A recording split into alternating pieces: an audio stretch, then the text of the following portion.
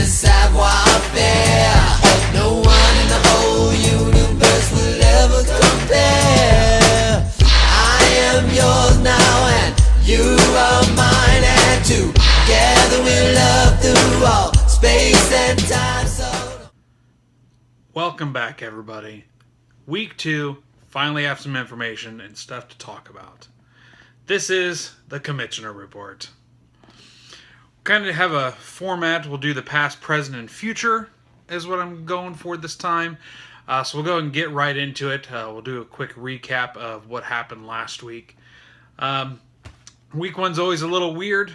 Usually crazy things happen, and things like Theo Riddick being a top 5 running back, things like that. That'll go ahead and just get us right into the recap of the game of the week.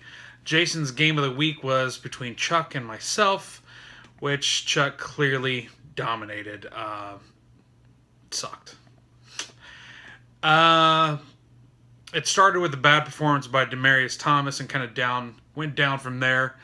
The good thing was at least it lasted all the way till Monday night, so that was kind of cool. But there was really no competition. Chuck never had anything to worry about.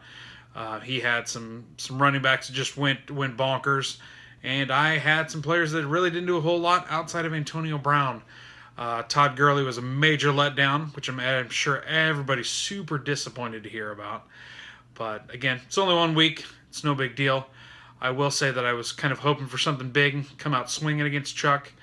But I kind of look back into our history. I'm 3-3 on opening days now. I go with the trend of win, lose, and this year was no different, and I lost. Chuck, on the other hand, has not lost on opening day since 2011. So kudos to you, Chuck, for building a week 1 strong team. Hopefully that doesn't last long. But I had some emotional feelings about it, and I'll kind of let somebody help me out here and explain my inner emotions about how I felt about losing to Chuck. All I wanted was to break your walls. All you ever did was wreck me. Yeah, you wrecked me. I put you high up in the sky, and now you're not coming down. It slowly turned, you let me burn, and now we're ashes on the ground. Thank you, Miley. That really summed it up really well. Next, we had one of the lower scoring games with Bobbitt and Michael. It was winning's winning. That's all that really matters. Michael kind of took care of Bobbitt pretty easily. Not a whole lot to talk about in that game. Hopefully Bobbitt's able to make some better decisions next week. Just getting a feel for the team. Next game we'll go with Dave and Brady, Frankie XII, Frankie 12, I guess, and versus Crotches of Fire. Dave's the new guy in here looking to make an impact. Week 1 was not so kind. He kind of had a down week 2. He was one of the bottom 3 scoring along with myself. But hey, things happen. Again, it's week 1. Everybody getting a feel for their team. Nothing to worry about too much. The closest game this week by far was probably Eddie and Ryan, the San Bernardino Thunderbirds and something taco. Eddie had a great week 1. Second highest score of the week, so kudos to you, man. Hopefully you can keep it up, but we all know better. You got to win after week 3. Maybe you're going to change things up this year. I don't know. And then the last one we'll talk about was Jason, the Hyrule Heroes versus the Liberty City Beavers. It was starting off really well for Josh. Unfortunately, Keenan Allen happened, and that was pretty hard to recover from. Losing your number 1 pick again and losing your number 1 wide receiver on your favorite team kind of hurts. Luckily, I was able to get a little video of Josh's response to losing Keenan Allen. Here, go ahead and take a look at this clip. around me are familiar faces, worn out places, worn out faces, bright and early for their daily races, going nowhere, going nowhere. I would feel the same way. I get it. So that kind of covers all the games last week. We'll go ahead and get into what a lot of people really look forward to, which is Jason and his Game of the Week and weekly predictions. I appreciate you doing all these, Jason. They're always fun to listen to. So we'll go ahead and get right into that, and I'll see you guys here in a little bit. And now it's time for Jason's predictions.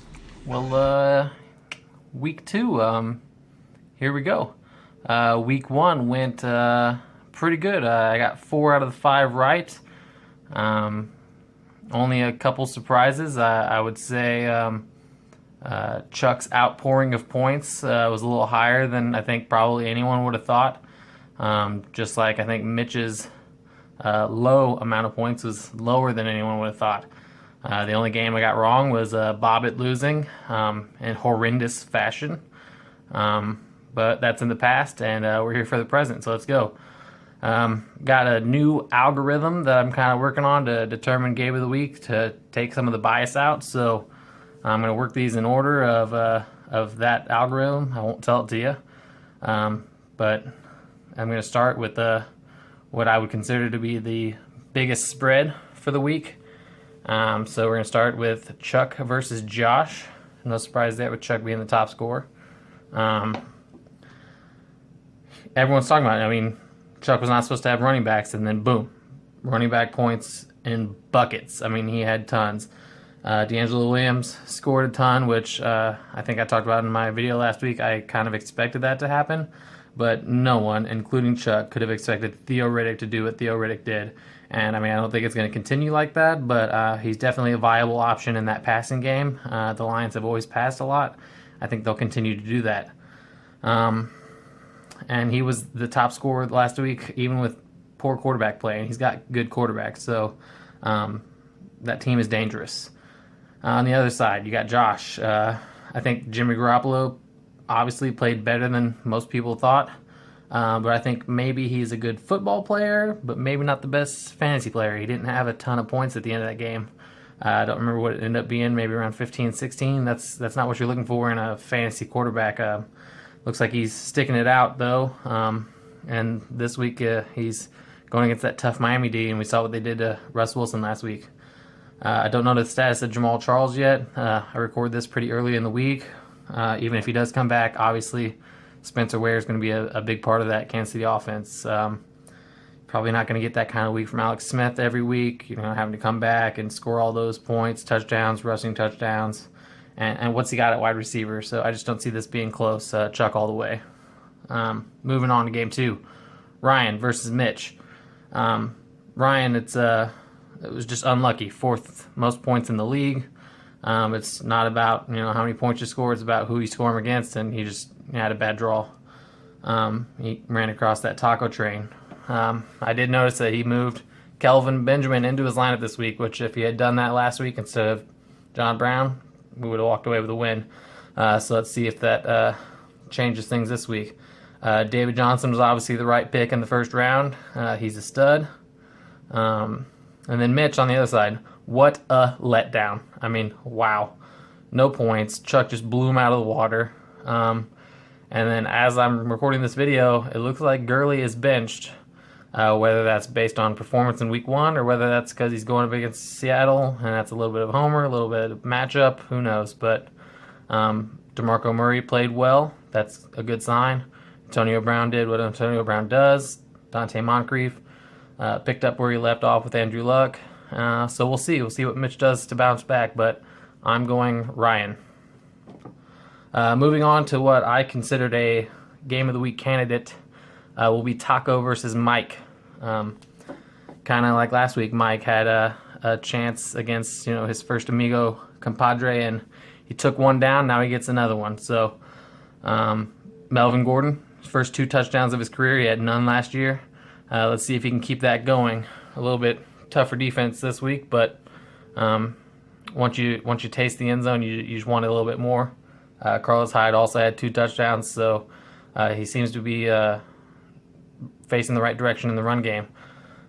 He's playing 2 quarterbacks this week. Last week he went 4 wide receivers, so a little bit of a change. I think Julio Jones is going to feast this week, so Mike's looking good. On the other side, Taco, Aaron Rodgers, Drew Brees seem to have been a good strategy on his end. They both went off last week. Adrian Peterson was a huge bust, but as I knew from last year, he is all or nothing. He's going to give you weeks just like that where he does absolutely nothing, and then the next week he could get 220 yards. So it's just, what are you going to get that week? Taco's wide receivers, actually, they could probably hang with anyone in the league. So I think this is going to be a really good match, actually. But I'm going to go Taco again. So 2-0 to start the season for Taco. Fourth matchup, Dave and Bobbitt. I mean, Bobbitt, wow. What a terrible, awful, shitty start to your season. I mean, it should be a good team, but it's not. It was a bad luck start, maybe. I'll give you the benefit of the doubt that you have good players and none of them played well, but maybe you can get a bounce back this week. Des Bryant has to do better. I just don't see how he can't. Same for Sammy Watkins. Tyrod Taylor playing on Thursday Night Football. Let's hope they can get back on track. Same for Carson Palmer. On the other side, Dave, pretty unimpressive debut for the league. Anyone that starts RG3, probably going to have a loss in week 1. So it looks like he, as of this point, is going to be the first one to start 3 running backs this year. Looks like Matt Forte and CJ Anderson are the backs on their team. They both had impressive weeks. So this one was tough, but I'm actually going to stick by Bobbitt and hope he doesn't burn me for a second week. And that brings us to this week's game of the week. And I got someone that I'm calling in to announce this one.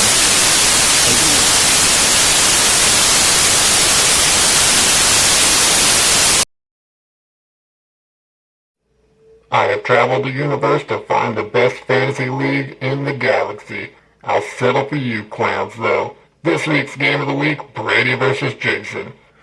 Brady got off to a good start even without Cam Newton, and now he's back in the starting lineup enjoying Andrew Luck. Willie Snead and Mohamed Sanu are vital cogs in the machine, and they'll join Danny Woodhead and Lamar Miller, who's going to eat up that Chiefs defense. On the other side, you've got Jason. Everyone performed well on his side. A lot of touchdowns, but no star performances, except for Jameis Crablegs Winston. He'll look to heat it up, and then Odell Beckham gets to feast on that Saints secondary. It should be a hot matchup, but I look for Brady to pull away in this week's game of the week. That's it for this one. So children, let's roll out. Thank you for that, Jason. It's always good to hear from you. All right, next up, now we've talked about the past and the present, we're going to go ahead and talk about somewhat of the future. Talk about the power rankings, which I'm sure everybody is anxiously awaiting. As it's probably no surprise based on the scores, Chuck is number 1, as he seems to always be in the power rankings after week 1. So congratulations. Next we have Frankie 12, Brady. Had another good draft, it looks like, or panned out well at least. Finishing 3rd, Jason. Doing what Jason normally does. So there you go. You can kind of read the rest, as you can kind of tell. What we're going to do on here also is, you can see the record. Coming soon, we'll have the volatility index, and that just kind of is a rating of how, I guess, dependable your team is. It should be kind of interesting. We'll get more into that as we kind of have some more data on everybody's team. You got your comments, of course, the unrequested comments. Nobody asked for them, but they're going to be there. And another thing I added to this year's power rankings is the coach's grade. Basically, how well do you do with the team that you have? It's kind of on a grading scale, as you can see, kind of just like the draft grades and everything like that. A, it's pretty self-explanatory. You did a good job. B, you made some mistakes, but nothing major. C, pretty bad. Could be, depending on how well you did. D, pretty much means you cost yourself a game.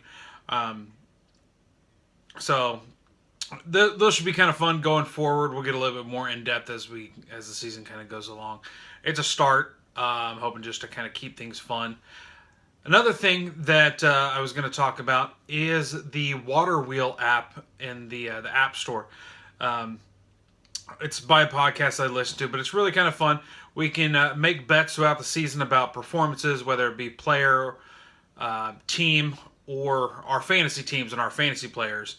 The Water Wheel app, basically, you just kind of bet you. I'll bet you a water wheel, or a water bet is what it's called, and whoever wins that at the end of the season or end of the week, you spin the water wheel and you get to find a creative way to throw water on your opponent. Could be kind of fun.